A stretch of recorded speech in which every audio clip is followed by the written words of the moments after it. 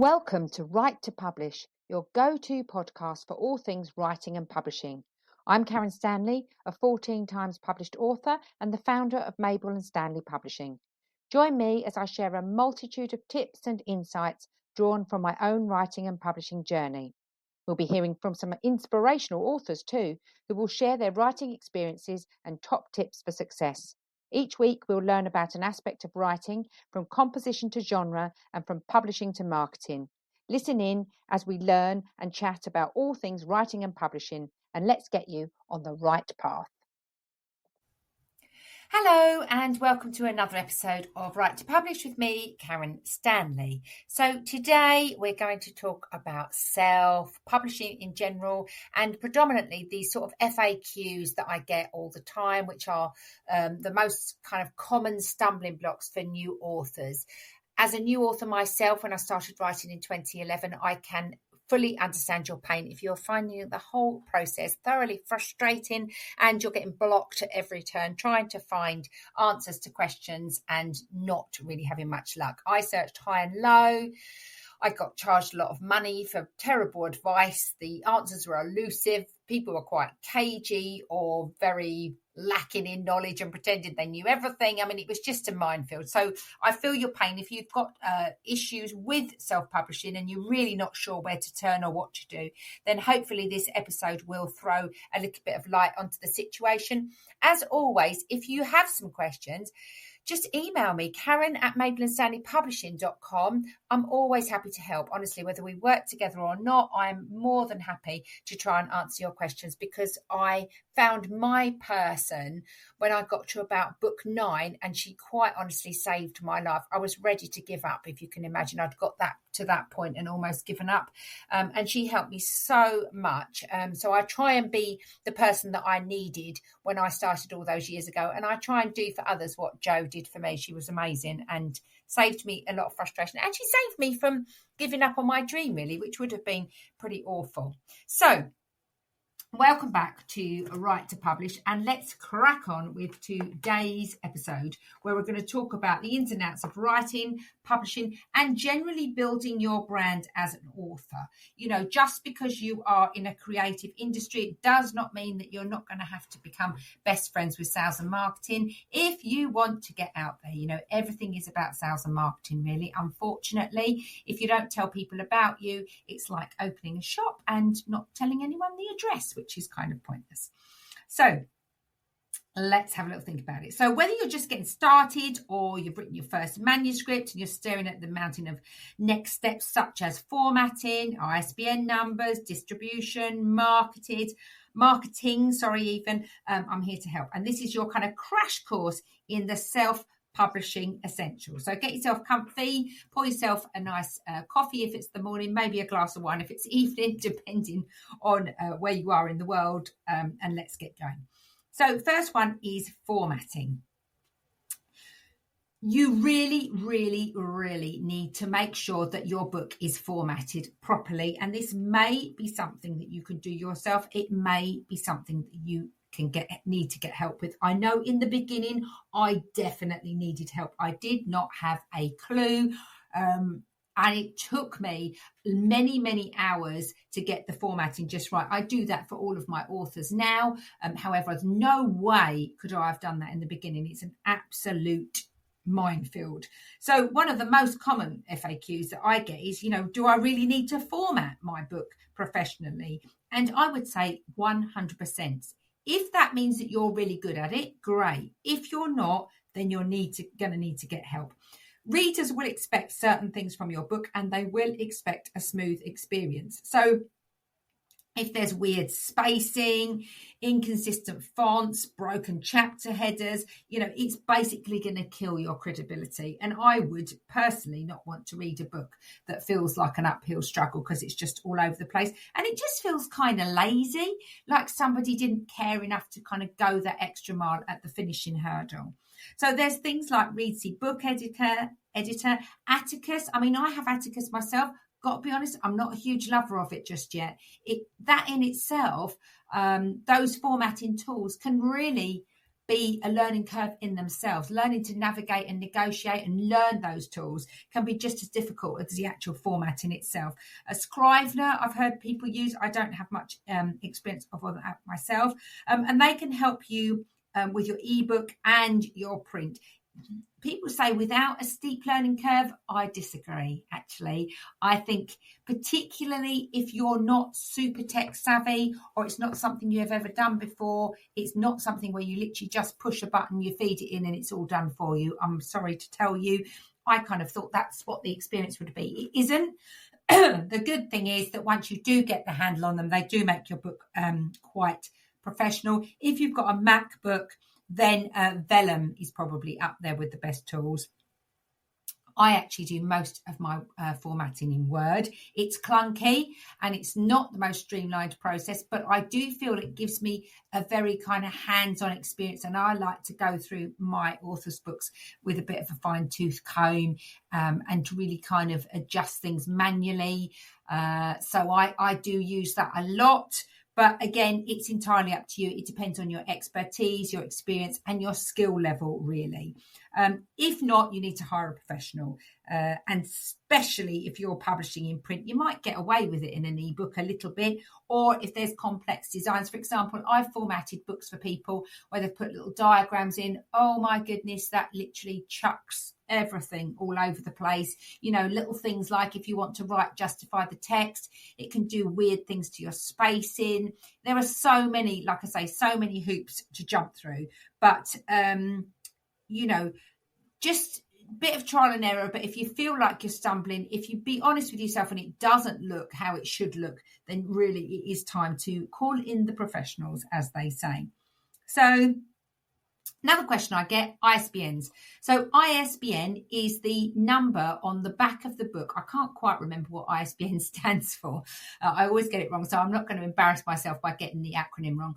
But on the back of the book, you know, like the little barcode that you get, you know, when you bleep through at the supermarket, you've got those on the back of the book as well, haven't you? And this is what makes your book discoverable to bookshops, if they want to order it in, and if that's part of your strategy, getting your book into bookshops. The caveat I would say to getting your book into bookshops, yes, it's great. It looks great for your kudos, a bit of a vanity piece, if you like. It's great marketing if you've got a local bookshop that is prepared to support you. Wonderful, but do be prepared to make very, very slim margins on these, because obviously you've got print costs and then you've got the bookshop will take their cut as well. So some of my authors will barely break even in bookshops. That's not to say that it isn't a valuable part of a strategy overall, but you do need to be mindful of that. So if you're publishing via KDP on Amazon, they will give you a free ISBN number. The problem with that is then you're really quite tied in to that platform. So you can use it, but Amazon will be listed as your publisher, and then you can only really market and sell it through Amazon. If you want more control and you want to distribute wide, so other platforms like Income Spark, which again allows you to get into bookshops, Kobo, Barnes and Noble, all of those, then you'll want to purchase your own ISBNs. As a publishing house myself, I purchase independent ISBN numbers so that my authors have that independent ISBN. They have the kudos of the Mabel and Stanley Publishing logo on their book, but it means that they retain all their rights and they can pretty much market that book wherever they fancy. They're not restricted to Amazon. So I would always recommend for that. You can buy them through Bowker in the US or Nielsen in the UK. I tend to buy mine in the UK. They can be quite expensive. I tend to buy them in big bulk quantities, obviously, because I'm publishing a lot of people. But, you know, it is something to do if you're intending on fully going it alone, or, you're not choosing to use any kind of assisted self-publishing or hybrid publishing services, such as the ones that Mabel and Stanley offer. But it is more effective to buy bulk of the ISBN numbers. But then obviously if you've only written one book, you don't really want to be spending hundreds and hundreds of pounds on a block of 10 ISBN numbers. It really depends, but definitely worth getting an independent ISBN. So think about where you're going to publish. So this is another thing, distribution. So do you publish exclusively to Amazon? Do you go wide? What are your different distribution channels? this really does depend on your goals.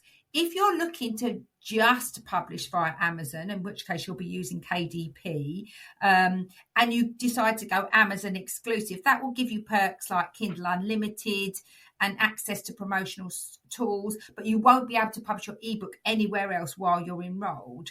And that's okay, but it's quite restrictive, and sometimes on Kindle Unlimited you'll get paid page per page read, which if it's a shorter book can work out less in royalties. If it's a longer book, you might work out slightly the same or even a little bit more in royalties, because there's a lot of pages. It's sort of priced on number of page reads. So it really depends on your strategy. Amazon's great because it's global. Everyone knows that Amazon exists, whether you love them or hate them, but it can be quite restrictive if you choose to only go on Amazon. Then you've got other platforms such as Draft2Digital, Ingram Spark for print, Kobo Writing Live, Google Play Books. All of these platforms will, again, depend on your strategy and where you want to go. If you're wanting to go into bookshops, and again, this is another service that I offer to my authors, and they can be even more tricky to navigate than KDP, actually. Ingram Sparks are great for getting into bookshops, and then you need to be on a database such as Gardeners, because that's where your big stores like Waterstones, etc., will order their books from. Generally, I mean, this is all generalising, they're all always variations on the rule. But for print, really, and going to bookshops, you're really looking at Ingram Spark. And again, their upload processes can be even more tricky to navigate than KDP. But so wide distribution means you're going beyond Amazon. And again, it depends on where you want to sell your books. If you're looking to sell your books in person, for example, then Amazon is probably your best bet, because it's there available for someone to buy online if they want to, but you can buy author copies at the print rate plus the postage, so you get them for quite a good price, and then you could be selling them on Amazon for your online customers. But then if you did a book fair or a book signing or something like that, you could buy a bunch of copies to market and sell yourself. And it also means that you can buy them, they're printed on demand, so you don't have to order sort of thousands of them and then they sit in your garage gathering mold or damp. So if you're a first-time author, really Amazon is a good start. But if you want long-term sort of global reach, and you want to kind of have a series of books, and you want to really sort of expand your writing kind of portfolio, then you would maybe consider going wide. And don't overlook things like library access and the brick and mortar options that Ingram Sparks and others can open up for you. I've known some of my authors be very successful getting into local bookshops or their libraries. Some of those places will take Amazon printed books. Some will be very sniffy about it, because obviously Amazon is their biggest competitor. But 9 times out of 10, even if your book is available for distribution to all of these platforms, it doesn't necessarily mean that they'll stock them. They still need to have someone go in and ask for it in order for them to be jolted into perhaps ordering it. But also, you'll still need to go in and say, would you mind stocking my book? So just going wide with your book doesn't necessarily mean it's going to get out there. And beware any publishers who say we distribute to over 35,000 retailers. I've sort of mentioned this before. That basically just means that it goes on that database. It's not really, they're not selling it for you, they're not marketing it for you. It's just going on that database, which is exactly what I do for my authors. But you still need to kind of get boots on the ground, go into those stores and ask them to stock your book. And really, you still need to be getting out there, making author appearances, doing book signings, rocking up at your local library, doing author talks, all of that kind of thing. That's really how you're going to predominantly raise your game. And so, that we move on then to marketing strategies and what are the best ways to market my self-published book. This is something which authors really do struggle with, particularly new authors. They kind of think that publishing a book is all they need to do. You've published the book, that's good enough. And like I say, publishing a book without any marketing is like opening a shop without telling anyone the address. So, this is an ongoing kind of process. It takes commitment, it takes dedication, it takes a bit of dogged reserve, it takes broad shoulders. You've really got to get out there and push your book if you want it to be successful.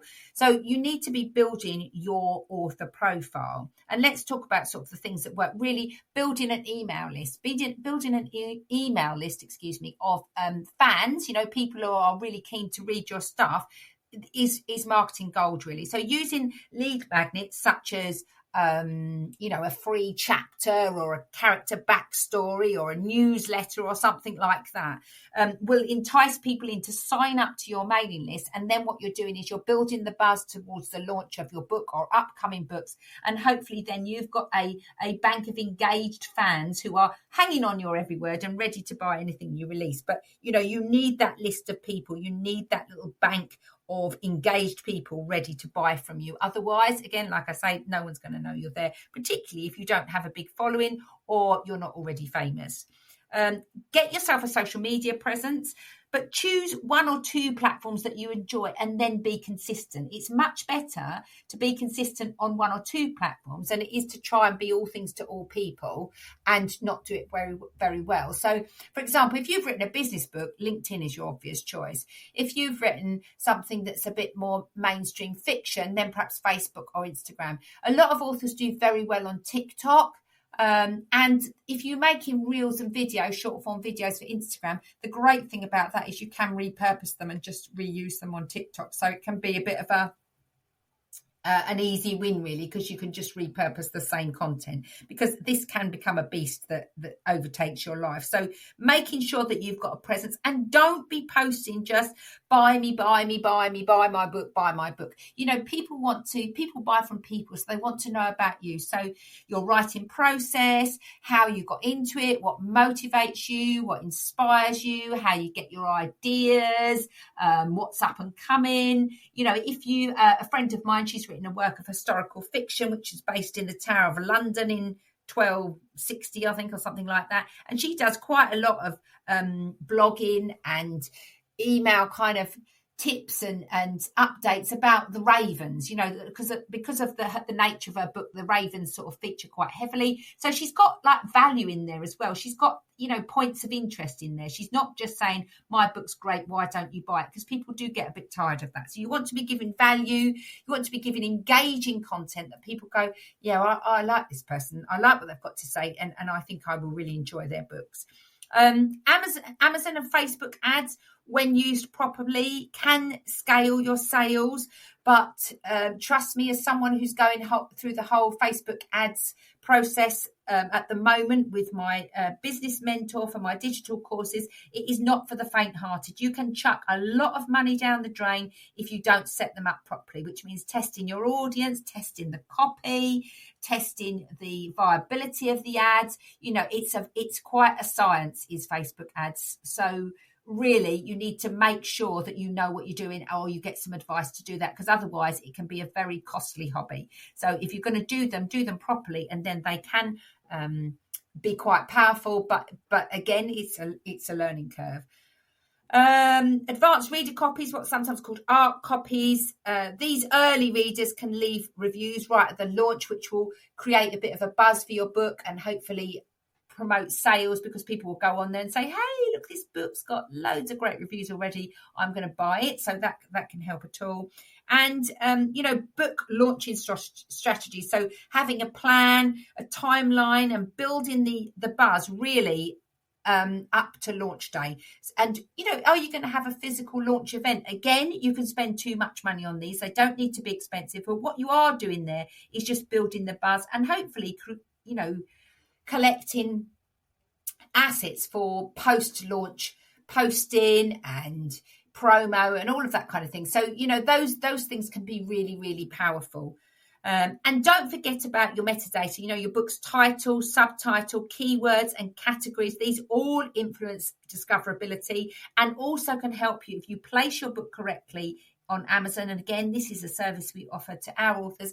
If you put it in the right categories with the right discoverability, it can make it more achievable for you to get bestseller status on that book, which again is great marketing. If you can say you're a best-selling author, it is a marketing ploy, but it's a marketing ploy that works. Let's face it. How many times do we buy things that is a bestseller because that implies that it's great and that we're going to love it? So all of those things can be helpful. So let's talk realistic expectations. Mindset, how many books am I going to sell? How fast is the success going to come? Is this going to be amazing? And the honest truth is self-publishing is a marathon, not a sprint. Very few of us are going to be overnight successes or make $1 million in our first launch. If you think about the lady, I can't remember her name, I think it's E.L. James, was it, who wrote 50 Shades of Grey? Everyone was all a bit sour grapey and a bit, oh my goodness, she's an overnight success, it's all right for her. The truth was she'd been around doing fan fiction and promoting herself for 10 years before she made it big with 50 Shades, and she self-published that. And now she's got people clambering, to make it into films and goodness knows what else. So, do not be persuaded by the hype, or if a publisher comes to you, one thing I will say, if a publisher approaches you, they are most likely a vanity press, and these people are incredibly predatory and generally have low integrity. So I would be very wary, because if you're not a well-known figure and they approach you, there's usually an agenda there. I don't approach anyone for publishing. People come to me. I don't reach out to people. I wait for people to be ready and come to me, and then I vet the manuscripts, and I have quite strict quality controls because I value each and every book. Vanity presses are not that way. So, if someone comes to you, be wary. If it looks too good to be true, it generally is. That's my advice there. But back to 50 Shades, she'd been around for a long time. She'd been, cleverly marketing herself, pushing herself, putting stuff out there, getting content out there. And then once someone read it and thought, my goodness me, this is interesting, there's a whole lot of hanky-panky going on in here in the Red Room, and recommended to someone else. And then that's when it snowballed. But that generally, it took her 10 years. So don't expect it to come overnight. And most first-time sort of independent authors will sell probably less than 250 copies in their first year. And that's normal. If you do that, you've done quite well. So success will build over time with consistent writing. You're much more likely to be a success if you've got a series of books or a back catalogue of books. Very difficult to make it with just one book. Smart marketing and learning from your results. What worked, what didn't work, what are you going to try again, what have you learned from? And your first book is often your training ground. It's often your least proficient piece of writing. It's probably not as sophisticated as your later works. I know my first book is definitely not as good as my last book, because you grow and you learn and you develop and you get better at your craft. So don't wait for perfection would be my advice to you. If you wait for perfection, it might never come and you might never do it. So learn, adjust, and keep going. And remember that also comparison is the thief of joy. Focus on the journey, learn the business of writing. There's loads of Facebook groups out there. I mean, if you wanted to join my membership group, it's £9 a month. You can come into that, and we do a lot of stuff on writing and publishing and supporting and feeding back and all of that kind of thing. Learn the business, build your readership, and play the long game. Do not expect this to happen overnight. So focus on your journey and focus on what others around you are doing and how they're successful, but don't take it that, oh my God, they're successful and that means that's woe for me. Just learn from them, learn from people. So a few hits. Do you need a website? I would say it's a good idea, because even a one-page site with a sign-up form will help you to establish credibility. It's all about that social proof. It doesn't have to be fancy schmancy. It can be pretty simple, but that will help you. Can I publish under a pen name? Some people ask me. Yeah, absolutely. Just make sure your legal and your tax documentation is in order. I prefer to publish under my own name because I'm a show off like that and I want people to know who I am. But some people, if they're in certain jobs and they've written something particularly racy, they might decide to keep their identity a little bit more mysterious. You should expect to spend, goodness me, around sort of 500 to £1,500 on editing, cover design, formatting, and more if you hire marketing services. You know, this stuff isn't cheap. You've got to invest if you want a decent product. If you do it all for free, you might get lucky at it, particularly if you're very good at it and you're good at design and that kind of thing. But be warned, you know, if it looks amateurish, then the results will reflect that. Copyright is generally automatic upon creation, but you can register it officially if you want to. But in most countries, the fact that you've written it is copyright enough. And you know, just make sure that you've got proof that you wrote it, which it should be particularly if you've written it on a computer. So I hope this gives you a bit of clarity and confidence as you step into the world of self-publishing. But remember, you don't have to know everything up front. You need to learn, you need to grow, and you need to accept that this is really a bit of a minefield, and there is so much to learn, more than I could tell you in one episode. But if you do have any questions, if you do want to reach out, if you would like to know how to get your book out there, or if you need a little bit of help with certain services but not with others, then by all means do kind of reach out. But, you know, take it one step at a time, stay curious, and above all, keep writing. So I hope you found this episode helpful. Please do subscribe. It really helps to boost the popularity of the podcast, which is wonderful, and I'm hugely appreciative of all of you that have subscribed to this point. Share it with a fellow writer, leave a review, and it all helps the show to grow. So until next time, keep writing, keep dreaming. Let's get you on the right path, and don't forget to reach out, Karen at Mabel and Stanley Publishing. I'm here to help you and help you with your journey. Take care, and I'll see you all again soon.